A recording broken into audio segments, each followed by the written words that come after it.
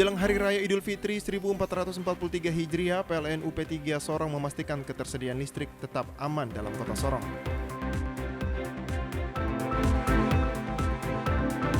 Keluarga Tabi yang berada di 12 kabupaten satu kota diharapkan dapat mendukung pembangunan di Papua Barat.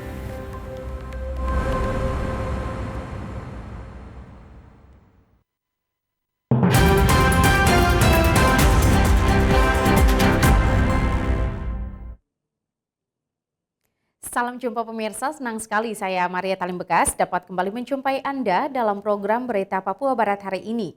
Sejumlah informasi di Papua Barat akan kami hadirkan untuk Anda. Inilah berita selengkapnya. Pemirsa, menjelang Hari Raya Idul Fitri 1443 Hijriah, PLN UP3 Sorong memastikan ketersediaan listrik aman dan tidak ada pemadaman selama umat muslim merayakan Idul Fitri. Manajer PLN UP3 Sorong Marta Adinugraha mengatakan PLN terus berupaya untuk meningkatkan pelayanan kelistrikan selama bulan Ramadan dengan upaya preventif melakukan pemeliharaan dengan program 5S, dan itu sudah terbukti. Jumlah gangguan lebih dari 50% mengalami penurunan. Menurut dia, dari sisi pembangkit dilakukan pemeliharaan yang sempat adanya pemadaman selama 8 jam. Selain itu, dari sisi jaringan sudah dilakukan pemeliharaan dengan 5S. Marta menjelaskan selama masa siaga lebaran, PLN UP3 Sorong terhitung mulai tanggal 25 April sampai dengan 12 Mei 2022 tetap bersiaga di kantor agar bisa terhandle dengan baik. Lebih dari ratusan petugas pelayanan teknik yang tersebar di Sorong Raya hingga kepulauan yang terisolir akan disiagakan. Selama masa siaga lebaran ini kami siaga itu terhitung masanya dari tanggal 25 April sampai dengan 12 Mei. Jadi di selama masa itu ya kita siaga, termasuk kita mewajibkan semua pemimpin unit itu siaga di tempat termasuk saya di Sorong ini untuk memastikan kondisinya terhandle dengan baik. Jumlah petugas yang terkait 140 petugas Yantek pelayanan teknik di seluruh P3 Sorong sampai Fakfak sampai Kaimana ini total Waisai Raja Ampat, Lisdes total petugas juga ada 100 lebih. Itu di masing-masing pulau-pulau yang terisolir itu semuanya ada petugasnya dan semuanya standby. Kemudian vendor apabila diperlukan semuanya standby on.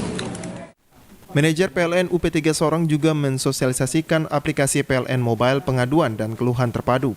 Menurut dia, aplikasi PLN Mobile yang baru pertama kali ini akan menerima pengaduan dari pelanggan selama 24 jam dan akan dipantau langsung oleh unit manajer dan manajer PLN UP3 Sorong, sehingga pelayanan tersebut akan direspon secepatnya. Jadi PLN saat ini metode pelaporannya sudah mulai bergeser sebetulnya. Bukan lagi call center. Kalau dulu 2-5 tahun yang lalu sampai terakhir pun itu call center populer. Kalau sekarang sudah kalah dengan PLN Mobile. Karena apa? Karena nggak makan pulsa dia. Cuman model kayak aplikasi aja, diklik untuk lapor gangguan tadi.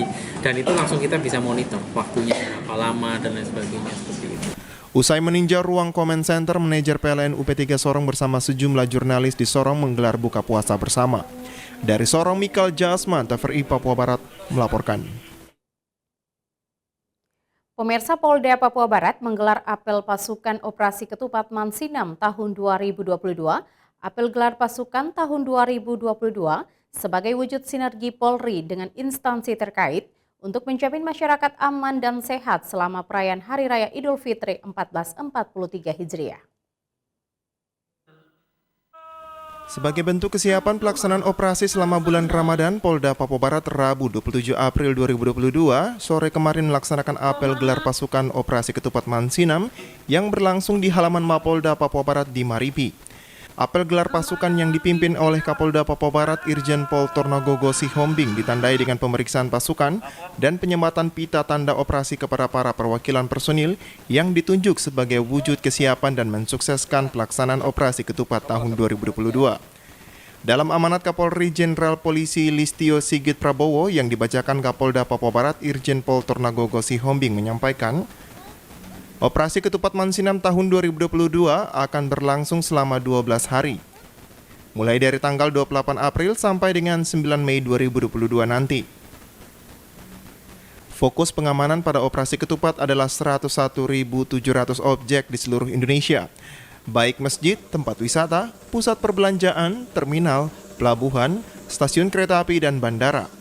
Polri dengan dukungan dari TNI, pemerintah daerah, dan pemangku kepentingan lainnya menyelenggarakan operasi Ketupat 2022 yang dilaksanakan selama 12 hari mulai tanggal 28 April 2022 sampai dengan 9 Mei 2022.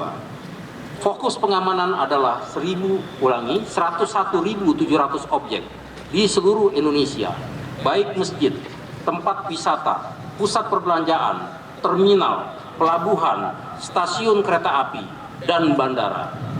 Dalam pelaksanaannya, operasi ini akan melibatkan 144.392 personil pengamanan gabungan yang terdiri dari 87.880 personil Polri, 13.287 personil TNI, serta 43.225 personil yang berasal dari instansi terkait. Sementara itu untuk wilayah Papua Barat jumlah pos pengamanan yang disiapkan selama operasi Ketupat 2022 ada 33 pos yang disiapkan. Guna memantau kelancaran selama perayaan Idul Fitri 1443 Hijriah. Namun Kapolda mengatakan tidak menutup kemungkinan pos akan diperpanjang.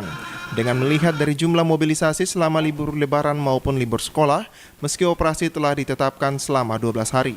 Papua Barat. Untuk Papua Barat itu berapa? 33 juga. 33 ya, 33 pos ya, 33 pos di seluruh Papua Barat kita lakukan. Ada yang pos yang memang betul-betul kita mengakomodir untuk kemungkinan memang ada pergerakan masyarakat atau mobilitas masyarakat dan sebagainya kita simpul. Ya. Ada penyekatan tidak Jenderal? Kita sudah bilang ya tadi dari tanggal berapa tadi? Dari 28 sampai 9 ya, 9 Mei. Karena kita kan akomodir libur nasional itu kan sampai tanggal 8 ya. Tapi kita lihat nanti situasi ya, tidak mutlak juga sampai tanggal 9 kalau kita lihat memang fluktuasinya seperti ada pergerakan massa ataupun mobilitas yang mungkin menguntungkan kita untuk memperpanjang, kita perpanjang. Setelah memimpin apel operasi Ketupat Mansinam 2022, Kapolda Papua Barat Irjen Pol Tornagogo Sihombing yang didampingi sejumlah pejabat utama di lingkungan Mapolda mengunjungi pos pengamanan Idul Fitri milik Polres Manokwari yang berada di Jalan Sinar Suri. Natalindo Kerwai TVRI Papua Barat melaporkan. Kita beralih ke informasi lain, pemirsa keluarga Tabi yang berada di 12 kabupaten 1 kota diharapkan dapat mendukung pembangunan di Papua Barat. Hal ini dituangkan dalam Musyawarah Besar Kerukunan Keluarga Tabi Provinsi Papua Barat. Musyawarah Kerukunan Keluarga Tabi Provinsi Papua Barat tahun 2022 merupakan musyawarah pertama yang dilakukan untuk merangkul semua rumpun keluarga Tabi yang merantau ke Provinsi Papua Barat, dengan harapan dapat merancang program untuk internal suku Tabi dan juga program yang bisa mendukung pembangunan di Provinsi Papua Barat. Musyawarah Kerukunan Keluarga Tabi dilaksanakan di Auditorium Universitas Negeri Papua yang akan berlangsung dari tanggal 28 hingga 29 April 2022. Pada acara pembukaan dihadiri Bupati Kabupaten Jayapura Matius Awoitau selaku Ketua Kerukunan Suku Tabi. Bupati Manokwari Hermus Indo, Asisten 2 Melkias Werinusa, mewakili pemerintah Provinsi Papua Barat, perwakilan Ketua Kerukunan Tabi Su se-Kabupaten Kota se-Papua Barat dan juga beberapa kepala suku di wilayah Tabi. Ketua Kerukunan Keluarga Tabi Matius Awoitau dalam sambutannya mengatakan semua keluarga Tabi yang ada di Papua Barat bahwa kekuatan dan pengharapan hanya kepada Tuhan, sehingga keluarga besar Tabi harus mendukung semua kegiatan yang positif dan harus menjadi yang terbaik untuk membangun Papua Barat. Jadi saya pikir ini ya menjadi perhatian kita untuk saudara-saudara dan warga Tabi yang ada di Papua Barat, bahwa kekuatan kita, pengharapan kita hanya di dalam Tuhan. Kita tidak percaya manusia sepenuhnya, tetapi Tuhan menentukan, Tuhan mengendalikan segala sesuatu. Saya pikir ini tanda hal-hal yang luar biasa yang akan terjadi, perubahan besar. Kita terus mengikuti dan kita terus ada di dalamnya. Saya pikir ini beberapa hal yang kami ingin sampaikan, dan satu hal yang penting bahwa kalau kita ada di sini di kabupaten atau di distrik mana atau di provinsi Papua Barat di sini, kita ada di pihak untuk mendukung sepenuhnya apapun program-program baik di situ Kita juga mendukung pemerintah, kita harus mendukung masyarakat adat yang ada di situ. Kita harus bersama-sama menjaga hak-hak dasar mereka. Ya. Karena di sana juga kita sedang mengerjakan itu. Ya. Sambutan Gubernur Papua Barat yang dibacakan Asisten 2 Sekda Papua Barat Melkias Werinusa mengatakan, musyawarah besar kerukunan keluarga Tabi Provinsi Papua Barat dilaksanakan untuk membahas kepentingan masyarakat Papua Barat. Karena kerukunan ikatan keluarga Tabi akan dibentuk di seluruh kabupaten kota se-Papua Barat, sehingga ikut berperan nyata dalam mendukung program pemerintah. Agar musyawarah besar ini tidak hanya membicarakan hal-hal yang bersifat eksklusif, tetapi juga inklusif untuk kepentingan masyarakat Papua Barat secara umum. Mengapa? Karena organisasi MAMTA tadi akan ada di 12 kabupaten dan 1 kota, sehingga ikut berperan secara nyata dalam aktivitas pembangunan daerah. Dan saya tahu itu juga dimiliki oleh warga MAMTA tadi di Papua Barat. Karena itu, di mana saja kita bekerja, marilah kita bekerja keras untuk membangun dengan hati. Kita juga harus bekerja untuk mempersatukan dengan kasih dan bukan memisahkan. Dengan demikian, langkah semua masyarakat MAMTA Tabi di dunia kerja adalah langkah bermartabat yang membanggakan diri sendiri, keluarga, ikatan dan terlebih memuliakan nama Tuhan di atas tanah tercinta, tanah Papua secara khusus Provinsi Papua Barat. Dengan dilaksanakan musyawarah besar keluarga Tabi Provinsi Papua Barat, dapat terpilih Ketua Kerukunan Tabi Papua Barat dan juga menyiapkan program kerja yang bermanfaat bagi ikatan keluarga besar Tabi dan juga bagi masyarakat di seluruh Papua Barat. Jimmy Tabiso, TVRI Papua Barat melaporkan. Pemirsa, Bupati Hermus Indo memberikan apresiasi kepada suku besar Tabi di Papua Barat, terlebih khusus di Kabupaten Manokwari karena telah berkontribusi membangun peradaban di tanah Papua. Hal tersebut disampaikan Bupati Hermus Indo saat memberikan sambutan pada acara pembukaan musyawarah keluarga besar suku Tabi yang berada di Provinsi Papua Barat. Menurut Hermus, pembangunan di tanah Papua, khususnya di Provinsi Papua Barat, dapat berkembang hingga saat ini karena adanya dukungan dari semua masyarakat yang tidak membedakan suku, agama, dan juga dari golongan apapun. Dalam sambutannya, Bupati Manokwari bersyukur kepada Tuhan karena keberadaan keluarga Tabi di Papua Barat oleh karena panggilan Tuhan, dengan tujuan untuk membangun peradaban orang Papua, khususnya suku-suku asli yang ada di Papua Barat. Kita juga bersyukur kepada Tuhan karena keluarga besar MAMTA oleh panggilan Tuhan. Tuhan memanggil dan menetapkan suku besar MAMTA untuk ada di Kabupaten Manokwari, Provinsi Papua Barat. Tidak lain adalah untuk membangun peradaban orang Papua di tanah. Peradaban bangsa dan negara kita, bahkan peradaban suku-suku asli tanah Papua tidak dikerjakan oleh suku-suku asli sendiri, tapi Tuhan mengirim banyak orang dari berbagai suku, bangsa dan bahasa ke setiap daerah-daerah kita, supaya peradaban dari Tuhan Yang Maha Kuasa terjadi benar-benar. Manusia hadir untuk memanusiakan manusia yang lain. Sebagai pemerintah, Bupati Hermus juga mengucapkan terima kasih kepada keluarga besar suku Tabi di Manokwari dan juga Papua Barat atas penyelenggaraan musyawarah besar suku Tabi. Mari tentu memberikan apresiasi, bahkan penghormatan, dukungan, tetapi juga mengucap syukur dan berterima kasih kepada keluarga besar MAMTA Tabi atas penyelenggaraan musyawarah besar MAMTA Tabi di tempat ini. Sekaligus kami menyampaikan selamat dan sukses atas penyelenggaraan musyawarah besar MAMTA selama 2 hari berturut-turut, yaitu hari ini dan besok. Apresiasi, penghormatan, bahkan ucapan terima kasih ini tentu didasarkan pada beberapa argumentasi.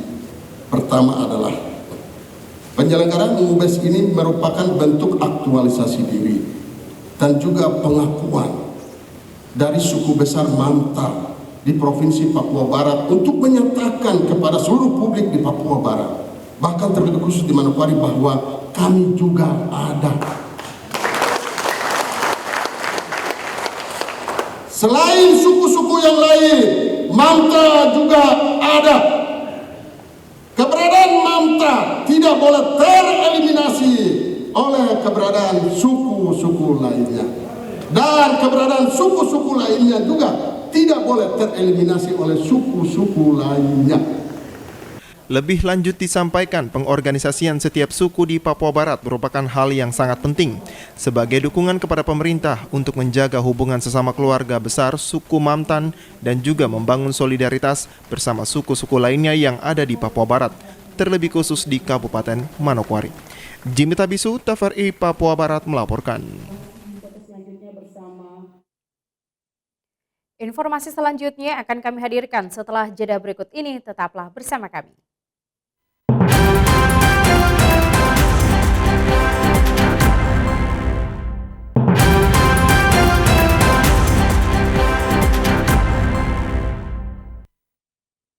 Terima kasih Anda masih bersama kami.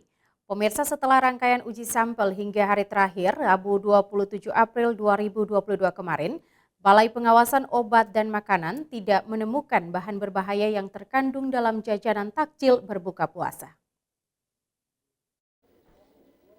Hal ini ditegaskan Bupati Manokwari Hermus Indo pada apel bersama ASN di lingkup Pemda Manokwari Rabu kemarin. Dengan tegas disampaikan Bupati bahwa di lingkup pemerintah daerah Kabupaten Manokwari didapati tenaga honorer. Jajanan takjil di wilayah Papua Barat dapat dipastikan tidak mengandung bahan berbahaya. Selama hampir sebulan di mana BPOM Manokwari melakukan pengawasan di sejumlah kabupaten kota. Hal itu disampaikan Kepala BPOM Mustafa Anwari kepada wartawan sore kemarin. Mustafa menjelaskan dari hasil pengawasan bahan takjil selama Ramadan tahun 2022, bahan makanan yang telah diperiksa sebanyak 114 sampel yang terdiri dari kudapan seperti makanan, minuman, dan somai. Tidak ditemukan bahan berbahaya seperti metanil yellow, boraks, formalin, dan rodamin B. Pengawasan sesuai dengan tupoksinya Badan POM dan juga untuk intensifikasi pengawasan pangan pada saat Idul Fitri ya dan juga Ramadan pada tahun ini 1443 Hijriah. Kami dari Badan POM untuk hari ini melakukan pengawasan terhadap pangan takjil buka puasa di Kabupaten Manokwari. Dari hasil yang kita dapatkan, kita melakukan sampling terhadap pangan takjil buka puasa sebanyak 114 sampel. Itu terdiri dari kudapan, ada minuman, dan juga makanan, juga ya sama siomay. Dengan dari hasil pengujian yang kita lakukan di tempat terhadap sampel terhadap 4 parameter bahan berbahaya yaitu formalin, borak, rodamin B dan juga metanil yellow, kita tidak mendapatkan hasil yang positif terhadap bahan berbahaya tersebut.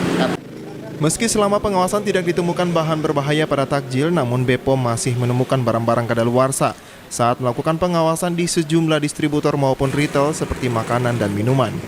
Bahkan dari data Balai Pengawasan Obat dan Makanan BPOM Pusat, Papua Barat menempati urutan teratas temuan barang kadaluarsa di Indonesia. Ini sudah banyak lah kalau dijumlah, sudah sampai ribuan sampel yang kita lakukan pemeriksaan dan juga pengujian, dan alhamdulillah hasilnya negatif, artinya memenuhi syarat. Tetapi yang untuk kita kan dari pangan takjil juga kita melakukan pengawasan ke sarana ya, ke sarana distribusi, ke retail yang menjual produk-produk pangan. Dan masih ditemukan beberapa sarana itu ditemukan produk yang kadaluarsa ya, yang kadaluarsa. Dan kalau di Papua Barat ini termasuk yang paling banyak di Indonesia ya. Dan kemarin kan tidak ada press release-nya dari Badan POM dan secara nasional. BPOM juga menghimbau kepada masyarakat agar jeli melihat tanggal kadaluarsa saat membeli makanan atau minuman. Hal ini dilakukan untuk mencegah hal-hal yang tidak diinginkan. Natalindo Kerwai, TVRI Papua Barat melaporkan. Pemirsa, Bupati Manokwari Hermus Indo menegaskan pegawai honorer di lingkup Pemda Manokwari harus menunjukkan etika dalam bekerja. Dan apabila didapati tenaga honorer yang tidak menunjukkan etika yang baik, maka Pemda siap untuk mengeluarkan dari lingkungan kerja. Tidak menunjukkan etika dalam lingkungan kerja, yakni tidak menghargai pimpinan dan juga pegawai PNS. Oleh sebab itu, Bupati meminta kepada setiap pimpinan OPD untuk memberikan laporan apabila masih didapati tenaga honorer yang tidak beretika di lingkungan kerja. Tentu saya mengharapkan ya, khusus untuk pegawai honorer ya, pegawai honorer di lingkungan pemerintah Kabupaten Manokwari. Banyak pegawai honorer yang berlaga seperti pegawai yang sudah diangkat dan hampir perilakunya jauh melebihi pegawai-pegawai lain, bahkan pimpinan di kantor masing-masing.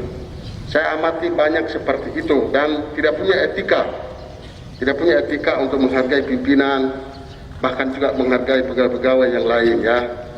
Saya menunggu laporan ya, ada pegawai honorer yang tidak punya etika dan menghargai orang lain di kantor itu, kasih laporan, kita hentikan ya, kita berhentikan. Kita butuh orang-orang yang punya etika dan kalau dia bekerja, ya dia menghargai orang lain di kantor itu. Lebih lanjut disampaikan, sebagai bawahan hendaknya mendukung pimpinannya dalam menjalankan program kerja pada dinas masing-masing. Apabila pimpinan memiliki kekurangan, maka baiknya staf maupun honorer dan juga ASN memiliki tugas untuk memberi sumbangsi positif sehingga kinerja OPD dapat berjalan dengan baik. Arina Irianan, TVRI Papua Barat melaporkan.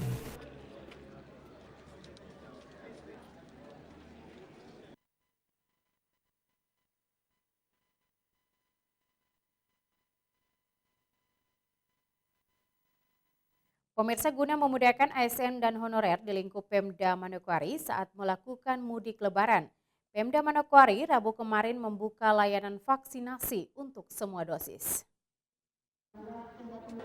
Layanan vaksinasi bagi aparatur sipil negara dan juga tenaga honorer di lingkup Pemda Manokwari berlangsung pada Rabu kemarin di kantor Bupati. Layanan vaksinasi dilakukan dengan tujuan mempermudah ASN dan juga honorer yang ingin melakukan mudik Hari Raya Idul Fitri. Bupati Manokwari Hermus Indo yang ikut menerima vaksinasi mengajak ASN di lingkup Pemda Manokwari untuk menerima vaksinasi baik dosis 1, 2, dan 3 atau booster. Selain mengajak ASN, Bupati juga mengajak keluarganya yang belum mendapatkan vaksinasi agar bisa mendapatkan vaksinasi demi kesehatan masing-masing. Kepada penduduk kabupaten yang telah mendukung program pemerintah dengan melakukan vaksinasi, Bupati menyampaikan terima kasih. Nah itu untuk membantu kita semua, saya kira hari ini kita akan melaksanakan vaksinasi ya. Kita laksanakan vaksinasi untuk semua yang baru dosis pertama, kemudian baru dosis kedua. Ya kita berharap yang baru dosis pertama ya dosis kedua harus didapatkan hari ini, termasuk saya. Hari ini saya mendapatkan dosis yang ketiga ya. Jadi saya hari ini harus menerima vaksinasi juga. Jadi mari sahabat-sahabat saya, saudara-saudara saya yang belum vaksin, mari kita sama-sama rame-rame untuk kita vaksin hari ini. Semua orang yang mendukung vaksinasi di Kabupaten Manokwari, saya menyampaikan terima kasih karena kita Manokwari sudah 80% cakupan pelayanan vaksinasi kita. Dengan adanya dukungan dari masyarakat terhadap program vaksinasi sehingga capaian vaksinasi mencapai 80%. Kabupaten Manokwari menjadi urutan pertama di Papua Barat. Hal ini merupakan hasil kerjasama dari semua pihak termasuk pemerintah Provinsi Papua Barat.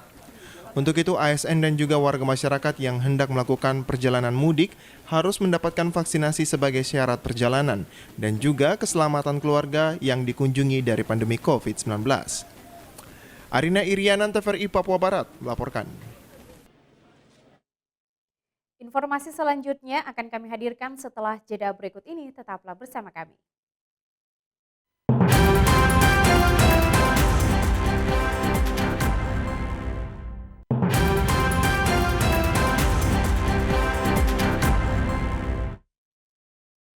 Terima kasih Anda masih bersama kami. Pemirsa, TNI Angkatan Laut Manokwari melakukan uji coba meriam Otom Lara di KRI Tatihu di sekitar perairan Laut Manokwari pada Rabu 27 April 2022 kemarin setelah 3 bulan berlabuh di dermaga Fasarkan guna pemasangan meriam pada depan kapal. Hal ini disampaikan Mayor Laut Rahadian Nur Bramantio kepada wartawan di kapal KRI Tatihu 853 Rabu 27 April 2022 kemarin. Rahadian membenarkan bahwa pihaknya sedang melakukan uji fungsi dari pemasangan instalasi meriam 30 mm di sekitaran perairan Laut Manokwari, dengan uji fungsi berupa penembakan dengan sasaran udara dan laut. Uji fungsi dari tim kelayakan PT Leonardo menyatakan bahwa meriam Oto Melara 30 mm Merlin WD Gun Mount 059 produksi Itali dapat berfungsi dengan baik dan jarak maksimal penembakan mencapai 6 km. Setelah uji fungsi ini, meriam dinyatakan sudah siap digunakan pada KRI Tatihu.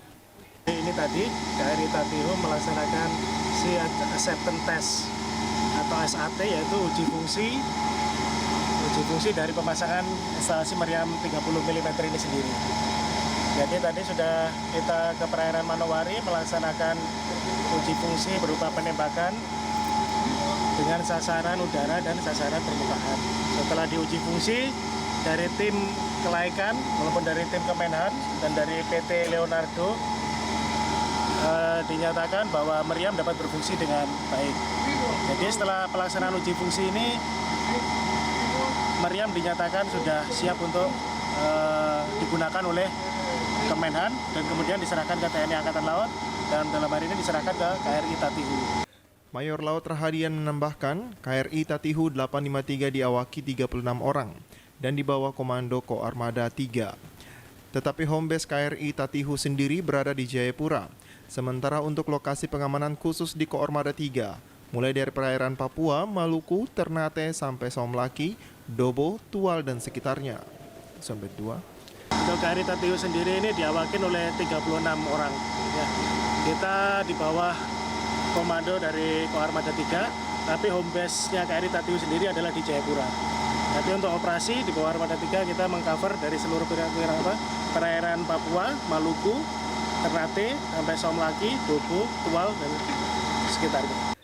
Sementara itu, kapal KRI Tatihu 853 sendiri sudah berada kurang lebih 3 bulan sejak Februari 2022 kemarin di dermaga Fasarkan TNI Angkatan Laut. Dalam pengerjaan instalasi kapal KRI, setelah itu kapal akan kembali ke Sorong untuk menerima tugas lebih lanjut guna melaksanakan operasi dalam rangka menjaga keamanan khususnya di perairan Papua.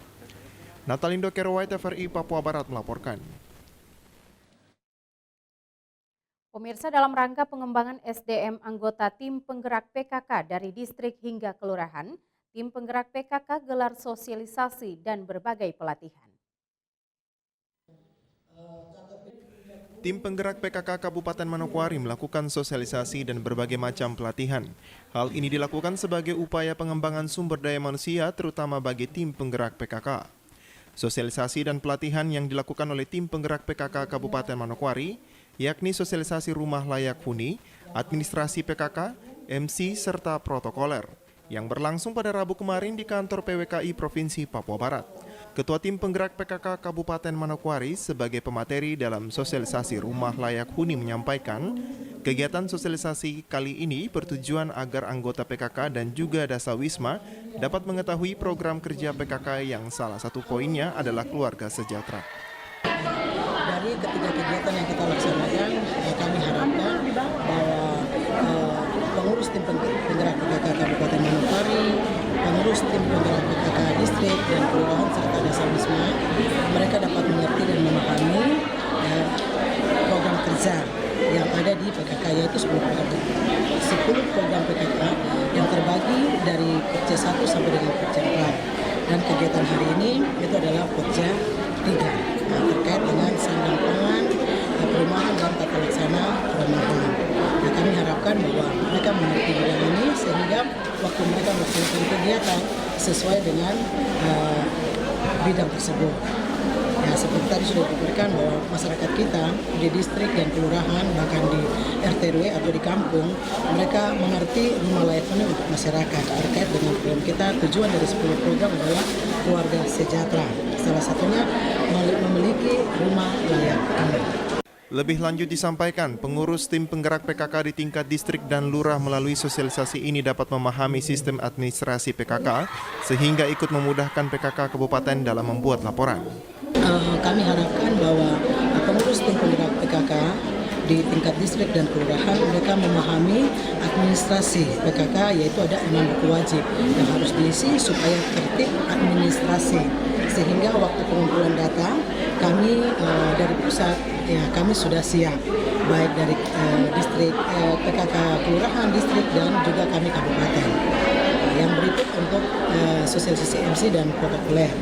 Kami harapkan karena berhubung baru saja dilantik ketua-ketua tim penggerak PKK distrik dan kelurahan, sehingga ini merupakan kebutuhan dasar dalam administrasi terkait MC dan protokoler. Sosialisasi dan pelatihan yang berlangsung sehari diikuti oleh seluruh pengurus tim penggerak PKK di tingkat distrik, kelurahan, serta pengurus Dasawisma.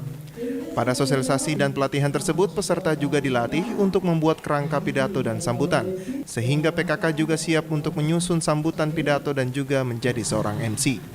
Arina Irianan, TVRI Papua Barat melaporkan. Pemirsa, informasi tadi sekaligus menutup jumpa kita dalam program Berita Papua Barat hari ini. Kami tetap mengajak Anda untuk mencegah penyebaran COVID-19 dengan cara memakai masker, mencuci tangan pakai sabun dengan air yang mengalir, menjaga jarak, menjauhi kerumunan, serta membatasi mobilitas dan bersedia divaksin sesuai kebijakan pemerintah.